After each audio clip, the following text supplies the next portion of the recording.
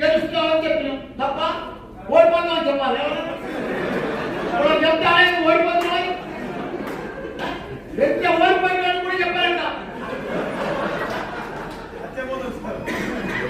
చెప్పాలని మానవం కాలేదు, పద్ధతి కాదు. పెద్ద స్టేటస్ లో పెట్టుకుని, వైరస్ లో పెట్టుకుని, దాంట్లో పెట్టుకుని, ఫోన్లో పెట్టుకుని పెట్టుకోవాలి. ఏమయ్యేది రాజ్యాలు గెలవాలి. ఈటల రాజేందర్ ఏం చేసిండు? మనం మల్కాజికి ఏమని తెచ్చిండా? ఆయన మన లోకలా, మనకు సంబంధమే లేదు.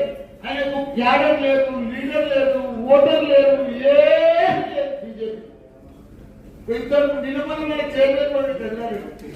ఆయన ఎప్పుడు ఓడిపోయింటే ఒక్కడే ఒక్కడు ఆయన పిల్లల్ని పిలిచి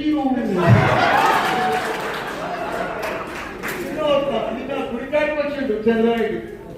వాళ్ళంతా పోతుంటే ఆయన కూడా ఒకటే పోయింది. ఆ పిలిచినే దోగ కట్టుకొని పోతున్నాడు.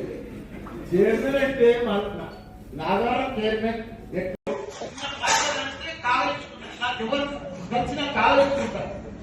పాత మిత్రుడు నా ఎంబడి మంత్రి ఉన్నాడు తప్ప కాలేసుకొని అన్నా ఆల్ ద బెస్ట్ అన్నాను, గాడ్ బ్లెస్ అన్నాను, గెలుస్తున్నాం అన్నాను.